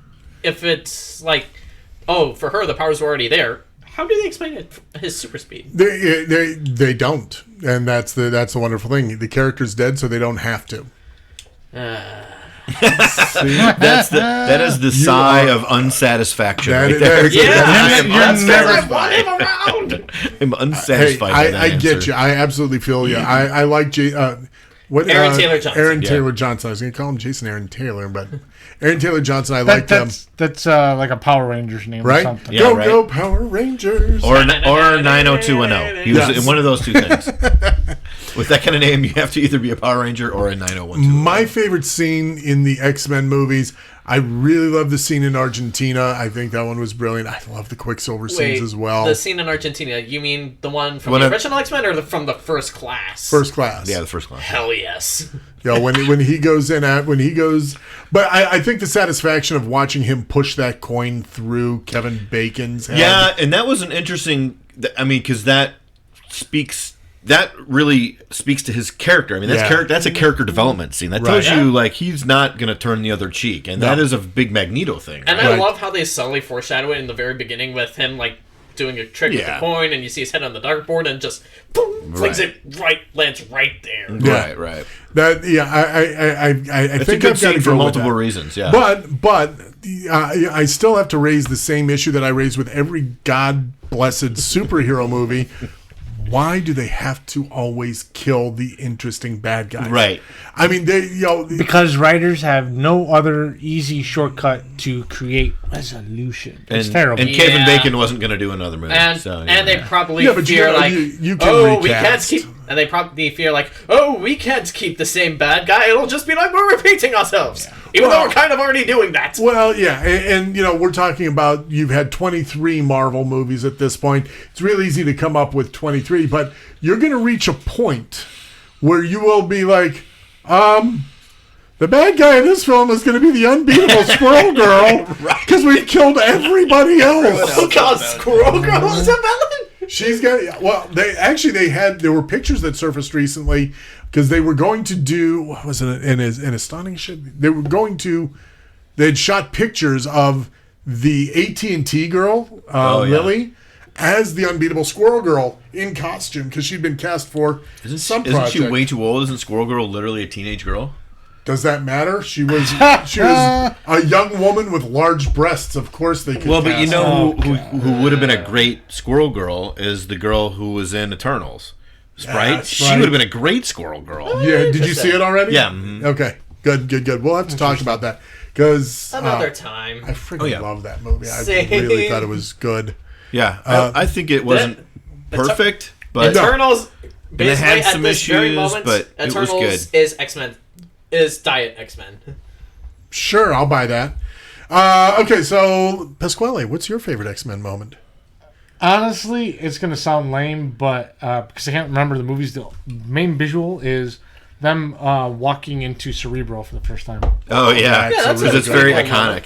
Yeah. Because you read so much about it. Well, yeah. And seeing, because I always had a hard time envisioning those loops. Like, when you saw it in the comic books on Professor X, it's like, what the hell is on his head? What is that? The chrome finish is much, that Bryan Singer created in the iconic look. Right. The polish of the jet, the underground, like the X symbol, like rotating and glowing, opening up, like that like modernized. No, that's perfectly. Although there have been great moments in that movie. One of my favorite moments is it's like, really? Black leather? What would you prefer? Yellow spandex? Right. Yes! Right. When they have fun with that. But I wouldn't. Yes, I would. And they showed the blue, the brown and gold suit and the Wolverine. Yeah. And that's my Wolverine. The brown and ochre. That is my fucking Wolverine. I want to see his Alpha Flight outfit. Oh, yeah. There's so many. It's like the yellow and blue. I'm like, no, I don't want yellow. I want the brown and ochre bodysuit. None of these big epaulets. I don't need him to have the big shoulder pad. Just give me the brown, and ochre. That God actually bless America. That actually does remind me of something. Okay. The guys who made the Spider-Man PS4 games, Yep. they're making a Wolverine game. That could be interesting. Yeah. I'm Yeah, intrigued. the problem with Wolverine games versus Spider-Man games is Spider-Man can go 3D, and Wolverine is he has to walk around everywhere. He's a side scroller. He's gonna go in the cigar shop and he's gonna pick out. Well, Exactly. it could be like it could be kind of like God of War. He gets a bunch of different abilities Sure. and like sure, ways sure. to rip and tear through enemies. Absolutely. of course. But at the end of the day, he could be a top-down. He could be Sure. a top. Yeah. A la Contra. You could do a Wolverine like Contra. Oh yeah, there you go. Video I game. just like Wolverine's a side scroller. That's what he is. It's all he can do. I just want it to be like the Teenage Mutant Ninja Turtles arcade game where like it's co-op. Somebody else There you go. just jumps in. Oh, and that's something else. The X-Men video game. What you had Marvel vs. Capcom. You had an X-Men version in the '90s. The fight game. Yeah. Mm-hmm. Those were all fun. That was a lot of fun having those in the video arcades back in the day. I think I remember a vague reference to a video game Children of the Atom. I think it was a fighting game that Psylocke was in. Okay, I believe that. Oh, Psylocke. There's another fun character. Oh yeah, I like The Psylocke. Yeah, problem as is in the comics. Well, yeah, in the comics, I'm sure. but the she's thing cool. is, somehow this proper British woman became an Asian cyber or psychic ninja, Right. showing off her butt. If you read Excalibur, I did, yeah. the original Betsy Braddock, Right. she wore full clothes with it. She was a proper British lady. from Right. And then all Has of some a tea and sudden- crumpets. Yes. and then from what I understand, apparently she was also in X-Men 3. As I think she was that telepathic one locating Maybe. the other mutants. Maybe. Well, we know they made Olivia Munn her Yeah. in Apocalypse. Right. Yeah. And But that what a movie waste. was, here's the cool thing. Finally, in the comics, they have separated the two. So Betsy Braddock is now Betsy Braddock again, and Right. the Asian Psylocke is now her own character, which is fine by me. Like I said, the '90s ruined a lot of shit for me. right. They just really did. Would you like some therapy? Right. Yeah, I would. Sidebar or special mention: Wolverine in Weapon X. By far my favorite, probably my favorite. Like, not even series or whatever you want to call it. Miniseries, yeah. This Weapon X was just the cool. Like, if Wolverine is my favorite Yes. character, Weapon X is my favorite version of Wolverine. Right. And the Weapon X comics were amazing. Barry Windsor Smith. Unbelievable. So goddamn cool. Barry Windsor Smith is one of my all-time favorite artists, going back to his time. And I didn't read the comics, but I've seen enough of the work. I discovered his work in the 80s when he was doing, I'll do a one-shot on the X-Men. I'll do a one-shot on Spider-Man. I'll do this. And then he does Weapon X. Yes, that Marvel Super Comics cool, presents. man. Oh my But that God. and what half of what made it cool is you finally got a definitive history for Wolverine. You got an origin story. Finally, you got, and not even origin, but still an origin. I mean, Right. Why he's Wolverine. And it only took him 25 years to tell us why Wolverine is the way he is. Right. No, maybe 20 years. And that was when I discovered Sam Keith when he did some Weapon X stuff, who was just a bizarro world, crazy artist. But I just loved his visual style. Yes. And love all the stuff that Sam Keith did and does. And so that was one of those weird kind of artistic things. That's why I liked comic books, was for the kind of weird, interesting artwork that those guys did. The story was super cool, which made it even better. Right. I loved, so then I started, following Sam Keith around a little bit. So yeah, Barry Windsor Smith is one of those that he won't do conventions anymore. He doesn't travel. He's very critical of a lot of comic artists these days and things that go on. But he is one that when I sold my comic collection in the early '90s, when I sold things off, when I really made that big mistake, the books I had of his were the ones that I set to the side. I'm like, I'm going to keep everything I own by Frank Miller. Oh yeah, I'm keeping all my Barry Windsor Smith stuff too, because his work is just it's so different than everything else you see.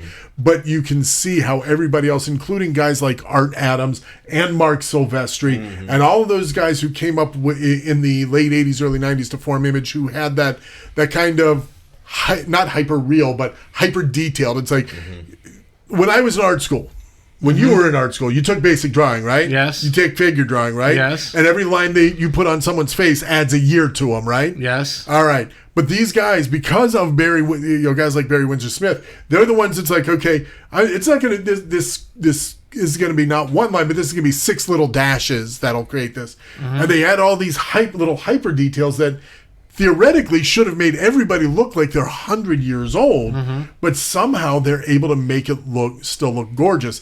And I think he was one of the biggest inspirations. If I asked any one of them, I'd ask, I would be willing to bet that Art Adams and Mark Silvestri and all of them were inspired by Barry Windsor Smith, because his work is amazing. It's like him and Neil Adams were just, God, don't get me started on those two. Fucking love them both. And Neil Adams is kind of a douche. I feel that I did a good job by mentioning Weapon X. You absolutely that was a good it was a good sidebar. Yeah, definitely one of my favorites for sure. All the Weapon X stuff. And I never really got into any of the other crazy stuff. I know they did some other Weapon X stuff, but I never really got into it. I've got some comics that I picked up here and there, like when they pulled the metal out of when they had Magneto pull the metal out of Wolverine's body. On NPR. One of the things that they did was they said, it took away his mutant power, so he doesn't heal anymore. And then they just kept making him more and more feral through the 90s. Right. And somehow being feral means you just grow gigantic sideburns and suddenly you stop talking and you don't have a nose anymore. You grunt a lot and you don't have a nose. There was a really weird period in the late I remember 90s. that was right in the middle when I was doing it. No nose, so he was kind of like Voldemort, but if he had hair. He was just kind of weird looking the way they were drawing him to look more feral, like he was going more animal, back to his original Weapon X when they scrubbed his brain and he escaped out and was running around fighting bears and stuff in the Alaskan wilderness or wherever he was. Yeah, here. There you go. Right, yeah, exactly. This is feral Wolverine. What the What is that? That is not a Can you point Wolverine. to me what the bicep is? That is not Wolverine. And That what is the a other Sasquatch. muscles between the bicep and the forearm are? I mean, it's just where the hell? I'm all for artistic talent, but holy cow! Sometimes I honestly think anatomy and physiology class doesn't exist. I swear I could see like the bones protruding, it was making the skin raise like all the way up to like that is somehow forearm. Wolverine. Yeah, that is mega highlight. Yeah, they went a little weird. And that's kind of when I liked the idea of the when his metal gets stripped, he still has the bone claws. I like that too. That idea, cool. and I like that storyline that the metal wasn't intrinsic to him, that the bone was actually him. Yes. That his claws were actually him, and that kind of changed I don't know how you felt about him, but who he was as a mutant, right? Mm-hmm. That he was just this guy that had this amazing healing factor and his fighting was somehow, he was feral or whatever, but the bone was actually part of his mutation. His claws were actually part of his mutation. I especially love how in Days of Future Past, they actually pretty much all throughout the movie just have him use the bone claws. Right, yeah. And I especially love that little bit when he just walks through a metal detector and nothing happens. It's just like, wow, I forgot about that. That's never happened. And to finish up with Wolverine specifically, I know it's an X-Men thing, but Logan was clearly the best movie of all of those. Honestly, that's kind of where they should have stopped him. Well, what do you mean? Like, they kind of did stop him. Well, no, no. You got Dark Phoenix after that. Oh, well, that's not. But Logan was. But he died at the end of that. Yeah, so Dark Phoenix isn't part of the Wolverine story. Right. No, what Joey's saying is Wolverine was a perfect way to close out all of those. That Fox X. I totally get what you're saying. They just always considered the Wolverine movies separate from the X-Men There's movies. also a reason why it's so good. And they had to do it. And I will tell you, and I love now I didn't realize it at the time, but when they talk about in the previous movie where he had his healing power sucked out in order to give it to the guy, right? And then What's-Her-Face said, I see you dying with your heart in your hand.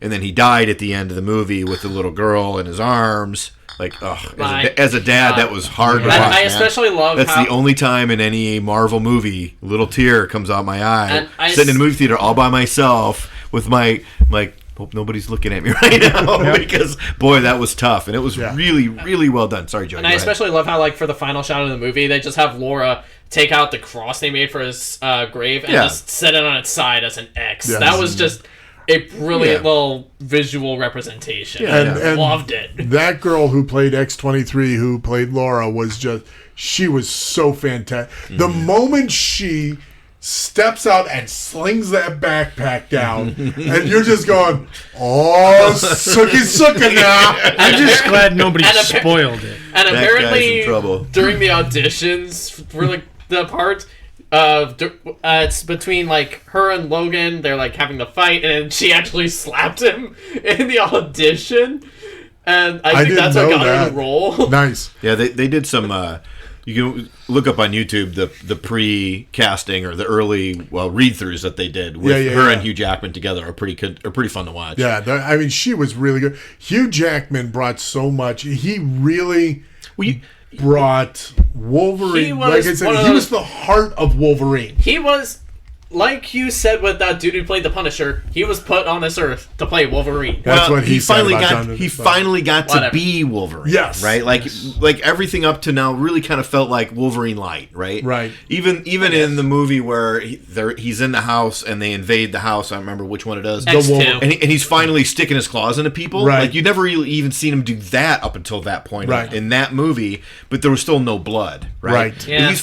We got an R-rated Wolverine where he says the F word and he's cutting people's damn heads off. Yes. And even the little girl is cutting people's heads off. Yes. Thank you. At least we got one really good, actual, real, bloody Wolverine. Yes. If you guys like that, go watch 310 to Yuma, also directed by James Mangold. Yeah, good movie. He's also directing the Indiana Jones movie, which is why I'm excited. Wait, that's cool. He's making the newest one? And our friend Warlock has chimed in. He said he had way more than one tear at the end of Logan. I'll have one tear that I admit to, but yeah, I might have to rewatch that one. It was a great ending. I'm definitely gonna have to rewatch that one. Yeah, I just watched it like 2 weeks ago. It's one of those things. It's like, yeah, Logan. I think I need to watch Logan. I remember this part. Yeah, and it's just so. And then Stephen Merchant as friggin' so good. Oh my god, good. As Leech. Yeah, huh? It's like, oh come on. Although although I will say that in the comics, Leech is a kid, but okay, I'll give it to him because the whole can't be in the sun and all of that.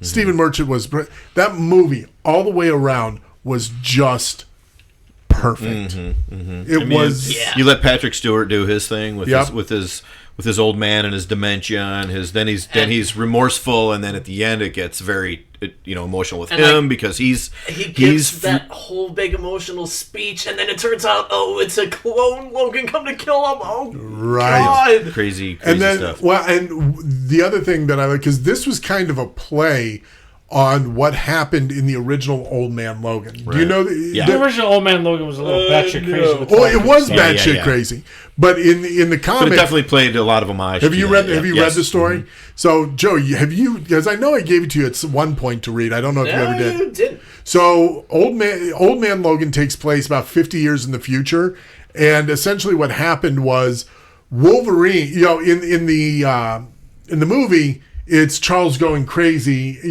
Charles having dementia, his powers go out of control, and he kills the X-Men.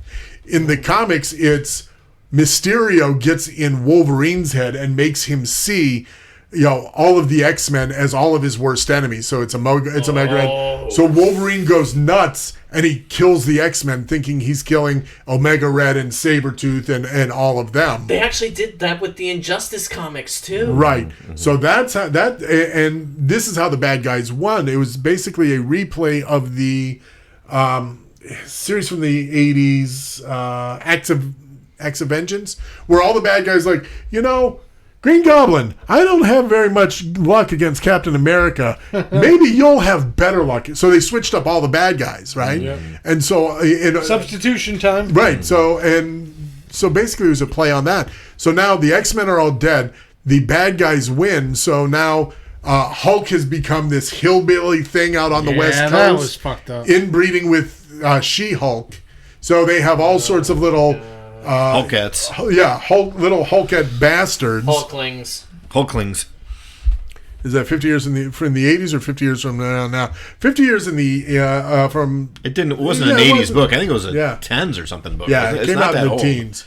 But the country is divided up, so Magneto runs this part of the country and Red Skull runs this part of the country, and it's all about getting Wolverine across the country with a blind Hawkeye. It's a fantastic series. How did Hawkeye go blind? And he only has one arm. Yeah. Right? Yes. Yeah. Oh, they adapted that part for What If. Yeah, the one-legged man in an ass-kicking competition. It was. He's awesome. The Hawkeye character is awesome. Yeah, and it's Mark Miller, so you know it's batshit crazy. Mark Miller doesn't know how to do anything that's not batshit crazy. Yep. He did Kick-Ass. He did Kick-Ass. He did Civil War was his as well. I read that. Yep, that's him. Oh, yeah. If you haven't read Old Man Logan, it's great. It is really, really great and dark.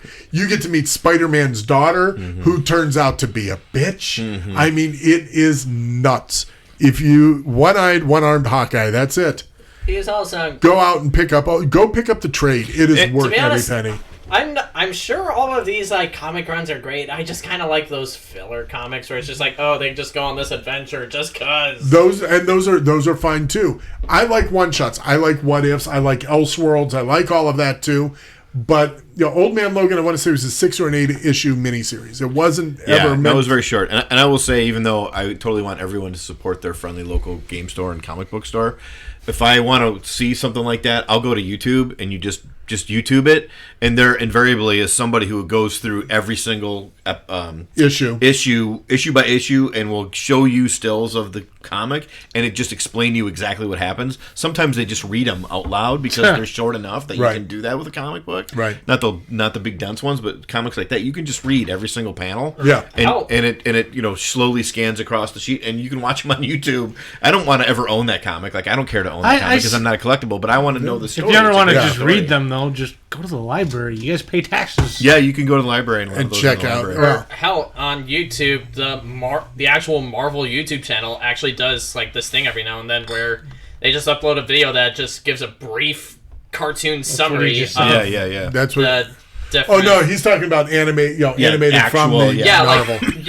They just give a brief summary of the comics in this little 3-minute long animated video. So you can get the story. And I actually watched the one they did on the Dark 35 issues. Yeah, so you can actually get the animated story. Cool. Oh man, Logan's 35 issues. Well, so that's the thing. About 5 years after the comic came out, after the miniseries, I mean, the character remained so popular, they brought Old Man Logan into the main Marvel universe, and now that they've given him a series. Because, companies like money. So right. Yes. Well, when you've got a good character, when you find that good hook, it's like Miles Morales. Right. They found Brian Michael Bendis created Miles Morales 10 years ago in the Ultimate line of books, but he proved to be so popular that we're going to kill off the Ultimate line because we're not doing anything. Right. But we got this cash cow in this Miles character, and so they merged him in and now you've got 2 Spider-Men running around. Yeah. Cool. So yeah, definitely worth the read. Logan is by and far the best of all of the X movies, beyond a doubt.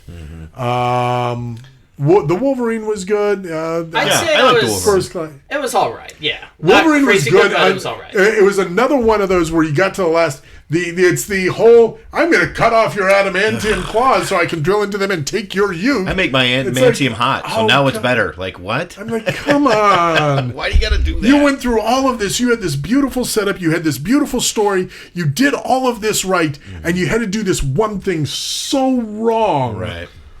Yeah, but stop it. But honestly, I do love the ending bit. The only way it could have been improved, where he's about to chuck the dude off the roof. The only way it could have been improved is if he added a bub onto the end. That's the thing. You brought me here to say bub more. Yeah, there was no bub. You brought me here to say goodbye. Sayonara, bub. It almost sounds like that was either that's a really good take. There you go. Thank you. It almost seems like that was it was obviously a conscious decision, right? Not to do that, right? For some reason, I don't know why. They had him. The only time I remember him using that was in X1, where he just called Sabretooth a bub. Well, he called, and and he did say it to Blob. Oh, because he called them Bub, and he's like, "Did you say Blob?" He said, "No, I said Bub." Yeah. You said Blob. No, or the other perfect moment would have been when was it First Class? Yeah, when Charles and Magneto come strolling, he goes, "Yeah, fuck off, Bub." Right. That would have been perfect. Honestly, I just prefer that scene as it is. That's one of the. That's another one of those moments. That's a good moment. Okay then. All right, so I think we're good on the X-Men discussion. Yeah. I think we hit everything, and we stayed mostly on track. We solved all the X-Men problems. If we got rid of all the meandering and stuff, talking about all the collapsing and things. We'd only have a 45-minute show if we did that. So yeah, exactly. True. We don't want to. So this week I will be doing painting on Saturday and Sunday live from WindyCon. Learn to paint a red slot. It'll be interesting. So we'll be there for that. Next Tuesday, probably going to be working on some more Crisis Protocol. And then Wednesday, Joey's going to step away for a couple of weeks to focus on classwork. See you December 1st. Maybe you wait until after your finals. We'll see. We're actually going to have an Avatar retrospective. While you're gone. We already did that. Yeah, but we're going to include Todd this time and make sure you're not included. We're going to talk about all the rumors about the new live-action show coming to Netflix. Honestly, it's a joke. I don't care. Why you gotta go that way? Until we get a trailer for the new Avatar show, I will not be totally hyped or freaking out. You got at least a year because they just put the casting call out for some of the main recurring characters. Wait. Although I thought they already got I'm talking about Iroh and when you read the casting sheets, they're looking for characters from their 30s through their 60s of varying things. The adults. Okay, so you're looking makes sense. That makes sense. They're reading. The piece that I saw was reading the calling sheets. That's probably General Iroh. That's probably Fire Lord Ozai. Yada yada yada. So anyway, Paul Rudd would be such a great cabbage guy. He would be a good cabbage guy. Oh, my cabbages. That would be hilarious. You have failed me because there is a board game that was put out called Oh My Cabbages, and you did not get it. I don't even know. Anyway, so next week we're going. Joey's going to step away. We're going to try and bring in Leif, who is the manager at Grognard Games, who knows more about. He's probably forgotten more about Dune than I know. Oh, I'm going to put it to the test. And so we're going to try and get Leif in here to discuss that. We're going to come up with a couple of other topics, but I'm going to try and get some other painting done as well. I do have an idea for when I come back. Okay, we'll talk about that later. But in the meantime, no. And I'm just going to go. I'm trying to wrap it up. I'm trying to sign us off. Okay, so I'm Tony. I'm Pasquale. I'm Joey. I'm Grognard Todd, and I have an idea for our next show. Maybe. And you had us monologuing. Thank you very much for joining us. Have a great one.